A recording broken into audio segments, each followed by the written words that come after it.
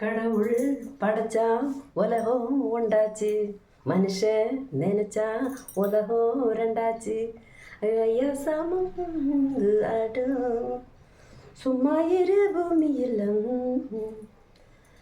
ஆண்டவன் உலகத்தை படைச்சாருன்னு நம்புகிறோம். இல்லைன்னா நவகோள்களோடைய ஈர்ப்பு சக்தியினால் உலகம் இயங்குது. சூரியனோட சுற்றிலும் 9 கோள்கள் ஒரு டிஸ்டன்ஸில், சிலது பக்கத்தில் சிலது தூரத்தில், எல்லாம் ஒரு கயறு கட்டிட்டு அல்ல இருக்கிறது. ஒரு காந்த மின் வலயத்தில் சுற்றிக்கிட்டு இருக்கு. இதில் நாம் அந்த இதில் இருக்கிற ஒரு சின்ன மண் துகள்.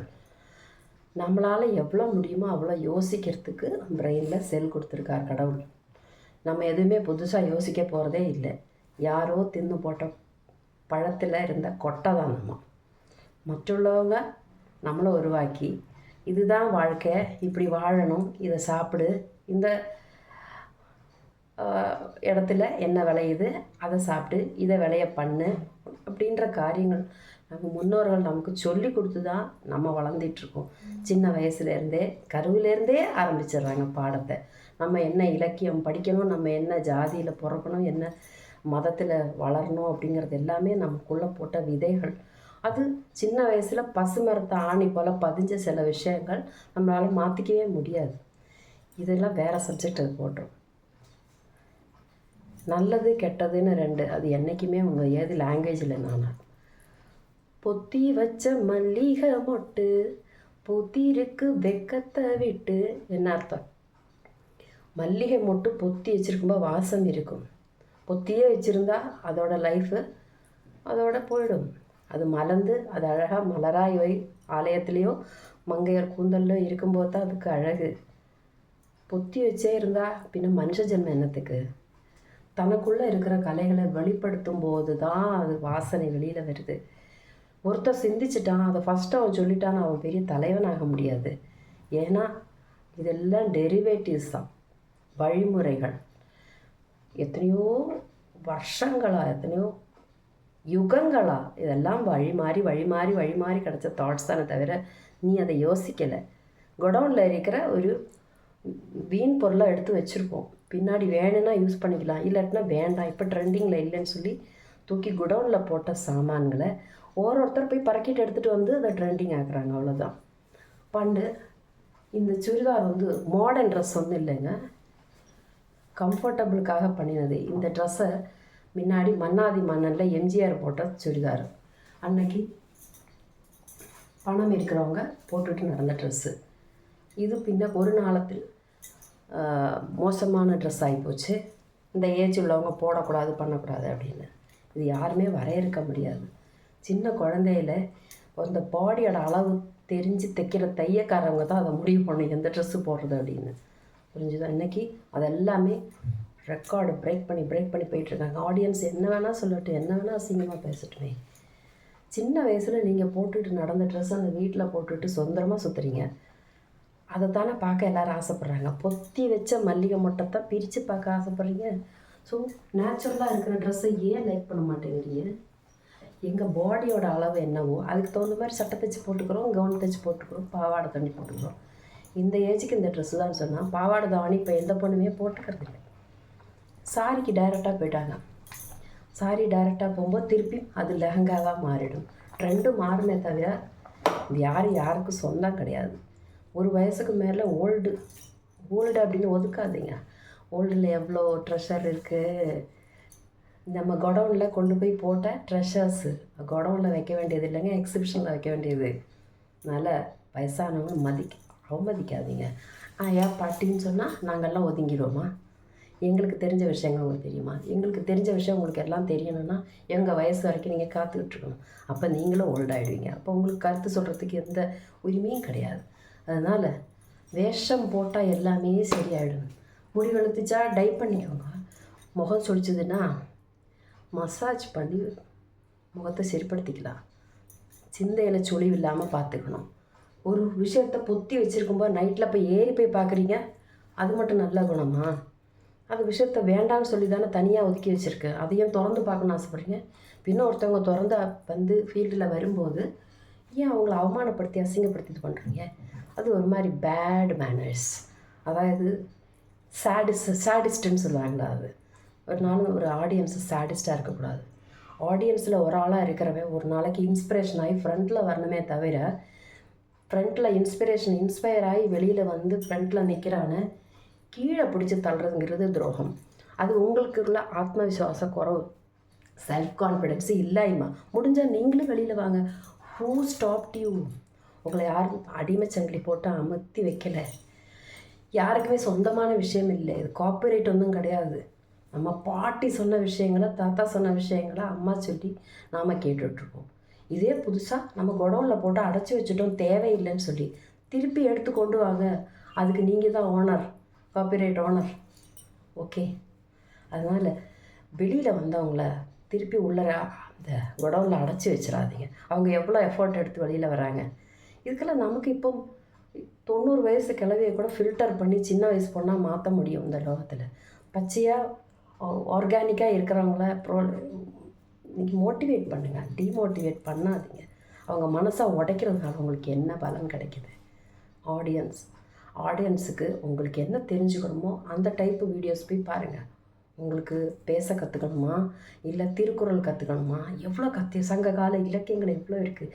அதுலேருந்து ஒரு வரியை எடுத்துகிட்டு வரும்போது எப்படி கைதட்டுறீங்க? ஒவ்வொரு பூக்களுமே பாட்டில் சென்டென்ஸ் ஓரோனும் பல்லவி எடுத்து பாருங்கள். அந்த ரீல்ஸ் பண்ணிட்டு பாருங்கள். அதோட அறிவுரைகள் அப்படி இருக்குது. மனிதா உன் மனதை வெட்டி விதை போடு மரமாகும். மனதை மரமாக்காது, பாறையில் எந்த விதையுமே முளைக்காது. கற்றுக்கிறவன் காலி கொட்டாங்குச்சியாக இருக்கணும். எனக்கு எல்லாம் தெரியுங்கிற நினப்பு வந்தால் அது ஃபுல்லாக தான் இருக்கும். அதில் ஒரு கருத்தும் உள்ளே போகாது. அதே மாதிரி தான் சில பேர் தானும் கற்றுக்க முயற்சி பண்ண மாட்டாங்க. தனக்கு வரலையா, நமக்கு வேறு ஏதாவது ஒன்று வரும். ஒருத்தருக்கும் ஒரு ஸ்பெஷாலிட்டி இருக்குது. அதனால் போங்க ஆகக்கூடாது. அவன் இது பண்ணுறான்னால பண்ண முடியல, நோட் அட் ஆல். இப்போ ஒரு அட்மினிஸ்ட்ரேஷன் ஆஃபீஸ் இருக்குன்னு வச்சுக்கோங்க. அதில் டெக்னிக்கல் ஆகிட்டு ஒரு பர்சன் தேவைப்படுறாங்க. அவங்க கம்ப்யூட்டர் செக்ஷனில் அவங்களுக்கு அழகாக ஏசி போட்டு கம்ப்யூட்டர் கொடுக்குறாங்க. அதனால் இந்த டோட்டல் ஏரியா இயங்கிறதுக்கு அவர் ஒரு காரணமாக இருக்கார். ஆனால் அது அவர் மட்டும் இருந்தால் பத்தாது. அந்த இதில் கட்டிடத்தில் பெருக்கி சுத்தம் பண்ணுறதுக்கு ஒரு ஆயா தேவை, தண்ணி கொண்டு வந்து வைக்கிறதுக்கு ஒரு பொண்ணு தேவை, டீ போட்டு கொடுக்கறதுக்கு ஒரு பொண்ணு தேவை. அது மாதிரி மேனேஜர் வெல்கம் பண்ணி உள்ளே கூப்பிட்றதுக்கு ஒரு பெண்ணு தேவை. அதே மாதிரி உள்ளே இருக்கிறதுல மார்க்கெட்டிங், அந்த பக்கம் இந்த பக்கமும் போய் சொல்கிறதுக்கு ஒரு அட்டெண்டர் தேவை. ஸோ எல்லா ஸ்பெஷாலிட்டியும் உள்ள ஆளுகளால் தான் இந்த லோகம் ஃபுல்லாகுமே தவிர ஒரு ஆளால் மட்டும் ஃபுல்லாக முடியாது. மெஜாரிட்டி ஒரு எலெக்ஷனில் ஜெயிக்கிறதுனால மெஜாரிட்டி தேவையாக இருக்குது. வீட்டில் 4 டிசிஷன் 4 பேர் எடுத்தால் அதில் எந்த டிசிஷனுமே அரங்கேறாது. அதில் ரொம்ப சக்தி உள்ளவங்க அவங்க நடத்திட்டு போயிட்டே இருப்பாங்க. யார்கிட்ட காசு இருக்கோ அவங்க அதை செஞ்சுட்டு போயிட்டே இருப்பாங்க. இல்லைன்னா யார்கிட்ட பேசுறதுக்குள்ள வலிமை இருக்கோ அவங்க ஜெயிச்சுட்டு போகிறாங்க. அதனால் ஒரு ஆளை ஜெயிக்க விட்டதால் நம்ம தோற்று போகிறதில்ல. அவங்களுக்கு ஒரு திறமை இருக்கா, உங்களுக்கு பார்த்து ரசிக்கிறதுக்கு இன்ட்ரெஸ்ட் இருக்கா, அதை செலெக்ஷன் பண்ணி பாருங்கள். அதர்வைஸ் உங்களுக்கு என்ன ஏரியா பிடிச்சிருக்கோ அதை செலக்ட் பண்ணுறதுக்கு உங்களுக்கு ஆப்ஷன் இருக்குது. You have remote. உங்களுக்கு பிடிக்கலையா, டக்குன்னு ரிமோட்டை சேஞ்ச் பண்ணி உங்களுக்கு தொழில் வார்த்தை பிடிக்கிறதா, தொழில் வார்த்தைனா நியூஸ் பேப்பர், வேலை வாய்ப்பு, இந்த மாதிரி தொழில்கள்லாம் முன்னேறி வருது அப்படிங்கிற ஒரு விஷயம் பிடிச்சிருக்கா அதை பாருங்கள். விவசாயம் பிடிச்சிருக்கா விவசாயத்தை பாருங்கள். கலை பிடிச்சிருக்கா கலைக்கு பாருங்கள். சினிமா பிடிச்சிருக்கா சினிமா பாருங்கள். காமெடி பிடிச்சிருக்கா காமெடி பாருங்கள். You have immense of options. அதை விட்டுட்டு எவ்வளோ ஒருத்தி கஷ்டப்பட்டு மெனக்கட்டு அவளுடைய வெக்கத்தை விட்டாகும் வந்து என்ன சொல்கிறது, பொத்தி வச்ச மல்லிகை போட்டு பூத்திரிச்சு வெக்கத்தை தொட்டுன்னு அதை ஒருத்தங்க கொண்டு போய் அரியணை ஏற்றுவான்னு காத்துக்கிட்டு இருந்தால் அதை வாடி போய் சருகாக போக வேண்டிதான். அதுவாக மனம் வீசுறதுக்கு வெளியில் வரும்போது அதை ரசிக்காமல் ஆதரிக்காமல் சப்போர்ட் பண்ணாமல் எது கொடுக்குறோமோ அதுதாங்க திருப்பி கிடைக்கும். இந்த உலகமே அப்படி தான். நீங்கள் என்ன ஃபோக்கஸில் அந்த உலகத்தை பார்க்குறீங்க அதே ஃபோக்கஸோடு உங்களுக்கு உலகம் உங்களுக்கு வந்து சேரும். எந்த மேக்னெட்டில் அந்த துகள் வந்து அட்ராக்ட் ஆகிற மாதிரி நம்ம மனசில் என்ன இருக்கோ அதுக்கு தகுந்த மாதிரி அட்ராக்ட் ஆகும். நம்ம குப்பையை தான் சேர்த்துக்கணும்னு நினைக்கிறோமா, இல்லை நல்ல மனம் வீசுகிற மலர்களை சேர்க்கணுமான்றது நம்ம தான் முக்கியம். ஒரு விவசாயிக்கு 3 பிள்ளைங்க இருந்தாங்க. அவங்க வந்துட்டு 3 பேர் 3 ஆப்ஷன். காரணம் ஒரு தந்தை ஒரு தாய்க்கு பிறந்ததுனால ஒரே மாதிரி யாரும் யோசிக்கிறது இல்லை. அம்மா அப்பா சொல்லி கொடுத்தா கூட 3 பிள்ளை 3 மாதிரி தான் கேட்பாங்க. அதனால் பெத்த பிள்ளைங்க இல்லைன்னு ஆகிட முடியாது. அதே மாதிரி தான் இந்த பாரத மாதா கிட்ட இருக்கிற எல்லா பல கோடி ஜனங்களும் அதே மாதிரி தான். ஒரு தந்தை தாய்க்கு பிறந்து தான் நிறையா நியூமரஸாக மாறி பல ராஜ்யங்களில் பல நாட்டுகளில் இருந்துகிட்ருக்காங்க. அவங்களுக்கு தெரிஞ்ச ஜோலியில் பார்த்துட்ருக்காங்க. ஸோ அதெல்லாம் ஒரு தாய் மக்கள் தானே தவிர, அப்போது ஒரு விவசாயிக்கு 2 மக்கள் இருக்காங்க, 3 மக்கள் இருக்காங்க. அப்போ அவர் என்ன சொல்கிறார், வயசாகிடுச்சு, 3 பேருக்கும் ஒரு பொறுப்பு கொடுக்கணும். அதுக்கு முன்னாடி என்ன பொறுப்பு கொடுக்கலாம் அப்படின்னு யோசிக்கிறதுக்காக டெஸ்ட் வைக்கிறார். அதில் எல்லார்ட்டையும் கொஞ்சம் பணம் கொடுத்து, இதான் நான் கடைசியாக சேர்த்து வச்சுருக்கேன் பணம், இதை நான் உங்களுக்கு அன்பளிப்பாக கொடுக்குறேன், இந்த பணத்தை வச்சு உங்களால் என்ன ஒரு 3 வீடு 3 வீடு கொடுக்குறாரு. சாரி, ஒரு விவசாயி 3 மக்கள் இருக்காங்க, அவங்களுக்கு 3 வீடு கொடுக்குறாரு. 3 வீடு கொடுத்துட்டு கொஞ்சம் கொஞ்சம் நிதிகளும் கொடுக்குறாரு, அதாவது ட்ரெஷர் கொடுக்குறாரு. இப்போ நம்ம முதலமைச்சர் பல டிபார்ட்மெண்ட்டில் இருக்கிற மினிஸ்டர்ஸ்க்கு இதான் டிவைட் பண்ணி கொடுக்குற மாதிரி, நீங்கள் உங்களுக்கு என்ன தேவையோ அது செய்யுங்க மக்களுக்கு அப்படிங்கிற மாதிரி இந்த 3 மகன்களுக்கும் பணம் கொடுக்குறாங்க. அப்போ நான் ஒரு மாதம் தீர்ந்து வருவேன், அப்போது நீங்கள் என்னென்னலாம் வீடு நிறைஞ்சிருக்கணும் அப்படின்னு சொல்லி. ஓகே உங்களுக்கு தெரியும்னு எனக்கு தெரியும், ஓகே ஸ்டாப். ஏன்னா எதுவுமே நான் ஒரிஜினல் பண்ணதில்லை, இதுவும் கேட்ட அறிவு தான். ஓகே, அப்போ 3 மாதம் கழிஞ்சு நான் வரேன். அந்த சமயத்தில் இந்த வீடு நிறைஞ்சிருக்கணும், அது உங்கள் இஷ்டம். சஜஷன்ஸ் அது எனக்கு தெரியாது, நல்லா இருக்கணும், பார்க்குறதுக்கு கண்ணுக்கு அழகாக இருக்கணும் அப்படின்னு சொல்லலை. 3 வீடு தரேன், அந்த வீடு நிறைஞ்சிருக்கணும் அப்படின்னு சொல்லிட்டு ஜென்ரலாக போகிறாரு. காரணம், ஒருத்தருக்கும் ஒரு தாட்ஸு, ஒரு வே ப்ராசஸ் வித்தியாசமாக இருக்கும், ஒருத்தருக்கும் ஒரு வேவ்லென்த் இருக்கும் இல்லையா. அதனால் ஸோ கதை சொல்லும்போது கூட நம்ம லாஸ்ட்டு சொல்லிடக்கூடாது. சிலப்போ அவுட் ஆஃப் டிசைர் நான் சொல்லிடுறேன், ஐம் சாரி. இதில் ஜஸ்ட்டு 3 விஷயந்தான். 3 வீடு கொடுக்குறார், 3 நிதி கொடுக்குறார், 3 பசங்க.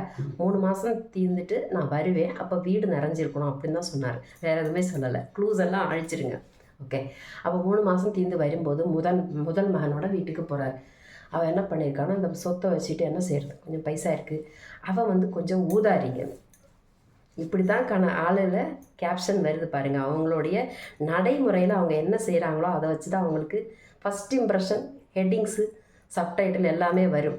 முதல் மகன் ஊதாரின்னா என்னன்னு தெரியும், spend lot of money earning nothing. ஒன்றும் ஏர்ன் பண்ணுறதுக்கு ட்ரை பண்ணுறதில்ல. அவன் என்ன பண்ணுறான், இருக்கிற பைசையெல்லாம் தண்ணி அடித்து பெண்ணுங்கள்கிட்ட பைசா போட்டு வேளாத விஷயங்கள் எல்லாம் செலவு பண்ணி காசை பூரா தீர்த்துட்டு கொஞ்சம் பைசா இருக்குது. ஆனால் அப்பா 3 மாதம் கழிந்து வருவார். அப்போ அவர் சொன்ன மாதிரி வீடு நிறைஞ்சிருக்கிறதுக்கு என்ன வழி, புத்திசாலித்தனமாக யோசித்தார். ஒரு வண்டி நிறையா வைக்கல் வீணாக சும்மா கிடந்தது, யாருக்கும் தேவையில்லைன்னு போட்டிருக்காங்க. அதை கொண்டு வீடு ஃபுல்லாக டைட்டாக நிரப்பி வச்சுட்டு, கதவு கூட திறந்த டமால்னு வெடிக்கிற அளவுக்கு நிறச்சி வச்சுட்டு பூட்டி வச்சிட்டான். 2ஆம் மகன் என்ன பண்ணுறாரு, அவருக்கு என்ன செய்கிறதுன்னு தெரியல. அப்போ அந்த வீட்டில் கொஞ்சம் பழைய விலைக்கு வாங்கின இரும்பு, பிளாஸ்டிக்கு கோடவுனில் போட்டு வச்சுருக்கான். அவனுக்கு அங்கே போட்டு வைக்கிறதுக்கு இடம் இல்லை. உடனே என்ன பண்ணுறான், அவன் ஒரு மீடியம் புத்திக்காரன், விற்றா காசும் கிடைக்கணும் அந்த மாதிரி யோசிக்கிறவன். அவன் என்ன பண்ணுறான், அவன் இந்த வீணாக போன பிளாஸ்டிக்கு இரும்பு சாமான்லாம் கொண்டு போட்டு மூடி வச்சிட்றான். வீடு பல உபயோகம் இருக்குது, மனசும் அப்படி தான். எதை நம்ம மனசில் நினைக்கிறோமோ அதுதான் நம்ம ஆயிடுறதுக்கு காரணம். காமெடியனாக மாறத்துக்கும், ஹீரோவனாக மாறத்துக்கும், வில்லனாக மாறத்துக்கும் அவங்களுடைய ஓன் தாட்ஸ் தான் காரணம், மற்றவங்க இல்லை. இப்போ 2ஆம் பையன் பிளாஸ்டிக்கு இந்த வேண்டாத சொல்லுவோம் இல்லையா, பழைய இரும்பு சாமான்கள்லாம் கொண்டு போட்டு ஃபுல் பண்ணி கதவை போட்டிட்டான். 3ஆம் பையன் என்ன பண்ணுறான்னா, அந்த பணத்தை, நல்ல பையன் நம்மளோட ஹீரோ, அவன் என்ன செய்கிறான், இந்த பணத்தை வச்சு ஒரு லேண்டு வாங்கி அழகாக விவசாயம் பண்ணி மாமரம் வச்சு, பலாமரம் வச்சு, கருவேப்பிலை மரம் வச்சு, வேப்பிலை மரம் வச்சு, செடி கொடிகள்லாம் நட்டு, பூக்கள் நட்டு, அழகாக பிருந்தாவனம் மாதிரி பண்ணி, நடுவில் கிருஷ்ணனை வச்சு அழகாக பண்ணி ஒரு பிருந்தாவனம் மாதிரி அந்த பைசாவில் பண்ணிட்டான். கையில் காசு இல்லை. இப்போ என்ன சொல்கிறது, ஆனால் ஒரு பொண்ணை கல்யாணம் பண்ணிட்டு வந்துடுறான். அழகாக ஒரு பொண்ணை கல்யாணம் பண்ணிக்கிட்டு வீட்டுக்கு வந்தோன்னா அந்த பொண்ணும் இவனுக்கு தகுந்த மாதிரி நடந்துக்கிட்டு கொஞ்சம் ஆடு கோழி எல்லாத்தையும் மேய்ச்சிக்கிட்டு அதில் இருக்கிற வருமானத்தில் அவங்க தான் first extent to income earn பண்ணுறதுக்கு யோசிக்கிற புத்திசாலி மனைவி அவனுக்கு கிடச்சா. அவன் என்ன செஞ்சால் இந்த விவசாயத்தையும் புருஷனோடு சேர்ந்து விவசாயத்தையும் கவனிச்சிக்கிட்டு அந்த மலர்களை பறிச்சுட்டு வந்து சுவாமிக்கு கெட்டி போட்டு வீடெல்லாம் சுத்தம் பண்ணி மாடு போடுற அந்த சாணகத்தை வச்சு வீடெல்லாம் மெழுகி அங்கே மலர்கள் கிடைக்கிற நந்தவனத்தில் இருக்கிற மலர்கள்லாம் கொண்டு வந்து வீட்டில் அங்கங்கே மாலையாக கட்டி தோரணம் கட்டி வாசலில் தோரணம் கட்டி பூஜை ரூமில் மலர்கள் நிறச்சி சுவாமிக்கு படைச்சி தலையிலையும் வச்சுக்கிட்டு அழகாக சிரிச்ச முகத்தோட புருஷனுக்கு விவசாயத்துலேருந்து கிடச்ச காய்கறிகள் அரிசி தானியங்கள் எல்லாம் வச்சு அழகாக சின்னதாக பாத்திரங்களை தேய்ச்சி புளி போட்டு தேய்ச்ச பித்தளை பாத்திரங்களை அழகாக அடுக்கி வச்சு அதில் ஓரோ சாமானும் அடுக்கி வச்சுருக்காங்க. பயறு அரிசி பழம் எல்லாத்தையுமே கூடையில் வச்சு வீட்டில் போனீங்கன்னா பழம் வாசனை அடிக்கும், அரிசி வாசனை அடிக்கும், சாணகம் மெழுகின வீடோட வாசனை அடிக்கும், சாணம் மெழுகின வீடு, பின்ன பூக்களோட வாசனை. அதுக்கப்புறம் பூஜை ரூமில் அழகாக விளக்கு பெரிய குத்து விளக்கு வாங்கி வச்சு விளக்க கொளுத்தி பிரகாசம் இறையுது. நல்ல ஊதுபத்தி எல்லாம் பற்ற வச்சு அது ஒரு பக்கம் எரியுது. சாம்பிராணி புகை போட்டு அழகாக பண்ணி வச்சுட்ருக்கா. இது தினமும் பண்ணிகிட்ருக்காங்க அந்த வீட்டில், ஒரு நாள் இல்லை தினமும் பண்ணுறாங்க. அப்போ அந்த வீட்டுக்கு மாமா வராரு, அதாவது அத்தை மாமா வராங்க, அப்பா அம்மா வராங்க. அப்பா அம்மா ஃபஸ்ட்டு வீடு வந்துட்டு மூத்த பையன்கிட்ட பொறுப்பை ஒப்படைக்கும். ஏன்னா அவருக்கு இன்னும் சொத்து இருக்குது, அதையும் இந்த பிள்ளைங்களுக்கு தான் கொடுக்கணும்னு யோசிச்சிருக்கார். அப்போ அந்த சொத்தை கொடுக்கறதுக்கு தான் அந்த டெஸ்ட்டே வைக்கிறார். முதல்ல மூத்த பையன் வீட்டுக்கு வராரு. மூத்த வீட்டுக்கு தம்பி எப்படி வீடு நிறைஞ்சிருக்கா நம்ம கண்டிஷன் படி உங்களுக்கு வச்ச போட்டியில் நீங்கள் ஜெயிப்பீங்களான்னுட்டு, அப்பா வேறு யாரும் யோசிக்காத அளவுக்கு நான் யோசிச்சிருக்கேன்ப்பா, 5 பைசா செலவு இல்லாமல் பாருங்கள் என்ன வச்சுருக்கேன்னு சொல்லி ஃபுல்லாக வீடை நிறச்சி வச்சுருக்கேன்னு திறந்து காமி. டமான்னு வந்து அதுக்குள்ளேருந்து ஒரு பாம்பு வருது. வைக்கல் மூடி வச்ச வைக்கலில் என்ன இருக்கும் பின்ன? எம்டி மைண்ட் இஸ் டெவில்ஸ் ஒர்க் ஷாப்னு ஏன் சொல்கிறாங்கன்னா, ஒரு உபயோகம் இல்லாமல் ஒரு குடவனை பூட்டி வச்சுருக்காங்க.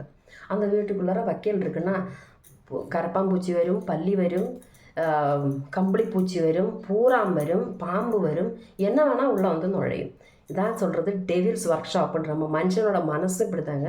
வைக்கல வேண்டாத சிந்தைகள்லாம் போட்டு வச்சிங்கன்னா அதில் என்னெல்லாம் வரும்? பாம்பு, பூரம், பல்லி, கரப்பான், தேவையில்லாத எல்லா விஷ ஜந்துக்களும் வந்து அந்த குடும்பத்தையே நசிப்பிச்சிடும்.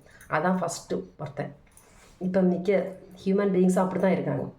நுழைஞ்சோடனே எல்லாம் பாம்பு வருது, பல்லி வருது, பூராம் வருது, தேள் வருது, என்னென்னலாம் விஷ ஜந்துக்கள் இருக்கோ எல்லாம் வழியில் வரும். அவருக்கு அப்படியே பிடிக்கல, ஓடியே போயிட்டார். அதான் கடவுள் மாதிரி, அப்பன் அம்மாங்கிறது கடவுள் மாதிரி. போடான்னு சொல்லிவிட்டு 2வது வீட்டுக்கு போகிறாங்க. இரும்பு சாமான் உள்ளர போனோன்னா அப்படியே மழையை தண்ணி விழுந்து அப்படியே பராமரிப்பு இல்லாமல் புத்து கட்டி இரும்பு சாமான்லாம் போட்டு வச்சதுனால ஒரு மாதிரி உள்ளே போனோடனே ஒரு டர்ட்டி ஸ்மெல்லு. அவங்கள தாங்க முடியல, மயக்கம் போட்டு விழுந்துற அளவுக்கு ஹீட்டு, அவ்வளோ ஹீட்டு. பராமரிப்பு இல்லாமல் அப்படி இப்படியே போட்டு மொத்தம் மாறால பிடிச்சி ஒட்டடை பிடிச்சி கிடக்கு.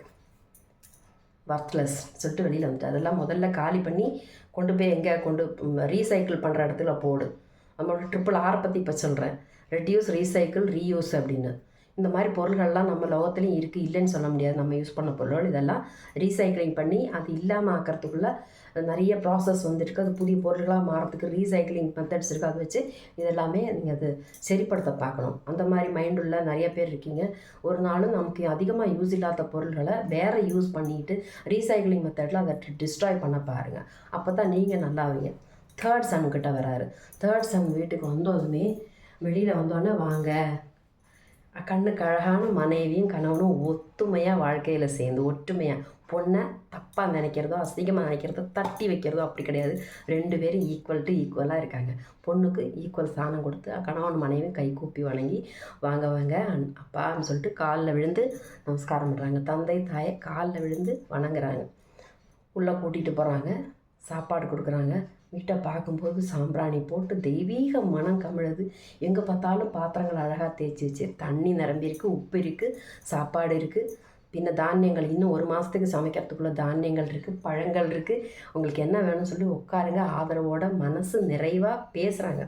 வீடு வந்து பிரகாசத்தால் நிறையணும், அரிசி பருப்புனால தானியங்கள்னால நிறையணும், சமைச்சு உணவுனால நிறையணும், சாப்பிட்டு வர்ற விருந்தாளியோட வயிறு நிறையணும், மனசு நிறையணும். நிறைவுங்கிற அர்த்தத்தை சரியாக உபயோகப்படுத்திட்டு இருந்தவங்க 3வது சன் தான். இந்த மாதிரி தான் இந்த லோகத்தில் கொஞ்சம் பொருள் இருந்தால் கூட ரொம்ப சந்தோஷமாக வாழ்க்கையை நடத்துகிறவங்க எத்தனை பேர் இருக்காங்க. அவங்க இன்றைக்கி நீங்கள் ரொம்ப கம்மியான பொருளாதாரத்தில் இருந்தாலும் கவலைப்படாதீங்க. You are in the right choice. நீங்கள் சின்ன குடும்பத்தை பெரிய பணக்காரனாக இருக்கணும்னு இல்லைங்க. ஒரு வீட்டில் ஒருத்தங்க இருக்கிறதுக்கு எவ்வளோ இடம் தேவையோ அவ்வளோ போதும். பாக்கி உள்ள இடத்த ப்ரொடக்ஷனுக்காக யூஸ் பண்ணுங்கள். நிறைய பெரிய பில்டிங்காக அரண்மனையும் கட்டிகிட்டு இருக்குல்ல, எந்த அர்த்தமும் கிடையாது. அதில் யாரும் உபயோகம் இல்லாமல் சும்மா அது ஒட்டடை அடிச்சிட்டு இருக்கிறதுல டைம் வேஸ்ட்டு, பொருள் வேஸ்ட்டு, எல்லாம் வேஸ்ட்டு. எத்தனையோ பேர் குடிசைகளில் தாமசிக்கிறாங்களா, அப்போ அவங்களுக்கும் இடம் வேணும், அவங்களும் அதை யூஸ் பண்ணிக்கணும். அப்படின்னா சின்ன வீடாக கட்டுங்க. பொருளாதாரத்தில் சின்ன வீடாக கட்டுங்க. அதிகம் டேக்ஸும் வராதுங்க. சின்ன வீடாக கட்டி ஒரு மனுஷருக்கு எவ்வளோ தேவையோ அந்த அளவுக்கு மட்டும் நீங்கள் வாழ்ந்துட்டு பாக்கி உள்ள இடத்த இந்த மாதிரி நிறையா செடி கொடிகளை நட்டு பயிர்களை நட்டு விவசாயம்லாம் பண்ணால் அதுக்கெல்லாம் சான்ஸு கிராமத்தில் தான் இருக்குது. அதனால தான் சொல்கிறேன், கிராமம் தான் அழகு, கிராமம்தான் இந்தியாவோட முதுகெலும்பு. ஒரு நாட்டுடைய முதுகெலும்பே கிராமம் தாங்க. கிராமத்தில் தான் எல்லாம் பாசிபிளாக இருக்குது. நிலத்துக்கு விலை கம்மியாக இருக்கும். அந்த நிலத்தில் அவங்களுக்கு விவசாயத்தை தவிர வேறு எதுவுமே பண்ண ஆப்ஷன் கிடையாது. அதான் கடவுளோட அனுகிரகங்கிறது. பேராசையாக கொடுக்கவே மாட்டார். இப்போ பேராசையை கொடுத்துருக்கு. இப்போ ஆஃப்ரிக்கா மாதிரி இடத்துல எல்லாம் பார்த்தீங்கன்னா நோண்டினா வைரம் தங்கமெல்லாம் கிடைக்கிது. அதனால் அங்கே சாப்பாட்டுக்கு வழி இல்லை. ஓடு மண்ணெல்லாம் வாரி தின்னுக்கிட்டு இருக்காங்க, ஷூட் பண்ணுறாங்க. எல்லார் கையிலையும் கன்ஸ் தான் இருக்குது. சூர்யா படத்தில் பார்த்தீங்கன்னா தெரியும். இங்கே நமக்கு வளமே இருக்குது, மண்ணுக்கு பசுமை இருக்குது. கிராமத்தில் ஒன்லி ஆப்ஷன் சின்ன குடிசை கட்டிக்கிட்டு அழகாக ஊஞ்சல் கட்டிட்டு மாமரத்தில் ஊஞ்சல் கட்டிட்டு பிள்ளைங்க ஆடுறது என்ன, இயற்கையை பார்த்து ரசிக்கிறது என்ன, கவி பாவனைகள் வர்றது என்ன, நல்ல அழகழகாக கதைகள் வருது. பாரதி ராஜா வரார், இளையராஜா வரார், பாக்யராஜ் வராரு, பாண்டியராஜன் வராரு, பார்த்திபன் வராரு, சமுத்திரகனி வராரு. எவ்வளோ டைரக்டர்ஸ், எவ்வளோ அழகழகான காவியங்கள், ஓவியங்கள், பாடல்கள், சித்திரங்கள், ரசனைகள். ஆஹா, மனசு நிறைவாக இருக்கும். ஏன் நம்ம அந்த மாதிரி நிறைவை சூஸ் பண்ணக்கூடாது? ஒரு பொண்ணு வெளியில் வரும்போது பொண்ணு தாய் தானேங்க. அந்த தாய் பின்ன பிரசவிக்கிறது குழந்த, அந்த குழந்தை பின்ன பேரம்பேத்தி எடுத்துகிட்டா உடனே இவங்க வேண்டான்னு ஆகிட்டாங்களா? கட் பண்ணி தலையை வெட்டி போட்டுருவீங்களா? தப்பு இல்லை, ஆதரிங்க. அதனால ஒரு யூஸ் இருக்குது. அவங்க உங்களை வழியில் வரவேற்பறையில் இருந்து வாங்க வாங்கன்னு சொல்லி வரவங்கள வரவேற்றுக்கிட்டு வீட்டில் இருக்கவங்கள கவனிச்சுப்பாங்க, காவலாளியாக இருப்பாங்க. எல்லாருக்குமே ஒரு ப்ராப்பர்ட்டிஸ் இருக்குது, ஒரு கேரக்டர் இருக்குது, ஒரு யூஸ் இருக்குது. அதனால் அதை நீங்கள் சில சமயத்தில் தெய்வங்களை கூட என்ன பண்ணுறோம், தெய்வங்கள் எல்லாம் செய்கிறாங்க. அப்போ தெய்வத்தை பூஜை ரூமில் வச்சு பூஜை பண்ணி இப்படி வச்சுட்டுப்போம். அவங்களால நமக்கு ஒன்றும் கிடைக்கல. ஆனால் நமக்கு நிறைய எக்ஸ்பீரியன்ஸு, நமக்கு நிறைய டிப்ஸ் எல்லாம் கொடுக்க அவங்களால முடியும். சில பேர் தெய்வங்கள் மாதிரி அசையாமல் அப்படியே தான் இருப்பாங்க. அதனால் அவங்களுக்கு உபயோகம் இல்லைன்னு நினச்சிடக்கூடாது. ஆனால் பிளாஸ்டிக் மாதிரி வேண்டாத பொருள்கள் இருந்ததுன்னா ரீசைக்கிள், ரெடியூஸ் பண்ணி அதை இல்லாமல் ஆக்கிடணும். அது வேறு மாதிரி யூஸ் பண்ணிக்கலாம். மனிதனோட சிந்தைகள், பொத்தி வச்ச மல்லிகை மொட்டை பொத்தியே வச்சு கருகடிச்சிடாதீங்க. அது மனம் வீச விடுங்க. அப்போ எல்லாருக்குமே அதோட மனம் கிடைக்கும். ஒரு பொண்ணு இல்லாத ஒரு லோகத்தை நீங்கள் திங்க் பண்ணி பாருங்கள், நல்லாவே இருக்காது. ஒரு வீட்டில் ஒரு பொண்ணு இருந்தால் தான் 2 பேர் வந்து பத்திரிக்கை கூட வைப்பாங்க. காரணம், அவங்க பொண்ணு இருந்தால் விளக்கு இருக்குது, வீட்டில் அழகு இருக்குது. அதே பசங்க தனியாக இருக்கிற வீட்டை சொல்ல மாட்டேன், 50% பசங்க அப்படி தான் இருக்காங்க. வீட்டுக்குள்ளே போனால் என்னன்னு தெரியாது, நாசக்கொட்டையாக எங்கள் அம்மா வர வரைக்கும் என் வீடு இப்படி தான் இருக்கும் அப்படிம்பாங்க. அங்கே அம்மாவை பற்றி எவ்வளோ பெருமையாக நினைக்கிறீங்க? அந்த அம்மா இருந்தால் தான் வீடு நல்லாயிருக்கும். ஒரு பொண்ணு இருந்தால் தானே வீட்டு நல்லாயிருக்கும். அவங்களுக்கு ஆசைன்னா அதை நடத்திட்டு போட்டுமே. ஏங்க, முன்னாடியெல்லாம் அந்த நடிகை பத்மினி இருந்தாங்க, சாவித்திரி அம்மா இருந்தாங்க, தடியாக தான் இருப்பாங்க. பானுமதி அம்மா குண்டாக தான் இருப்பாங்க. அவங்க பாட்டெல்லாம் எவ்வளோ ரசிச்சிருக்கோம்.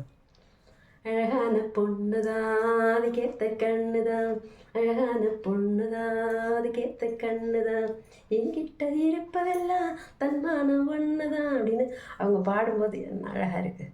அவங்க அழகாக மேக்கப் பண்ணிவிட்டு, ஹேர் ஸ்டைல் பண்ணிக்கிட்டு, பூ வச்சுக்கிட்டு, அனார்கலி டைப்பு சுடிதாரும் போட்டுக்கிட்டு பாடும்போது எம்ஜிஆரே வந்து மயங்கி விழறாரு. அரசகுமாரி, அரசியலங்குமாரியெல்லாம் நடித்தாங்கல்ல, அந்த சான்ஸ் உங்கள் வீட்டில் இருக்க பொண்ணுங்களுக்கும் கிடைக்கணும் இல்லையா? வேண்டுமா வேண்டாமா? உங்கள் வீட்டில் இருக்க பொண்ணுங்களுக்கு அது கிடைக்கணும்ல.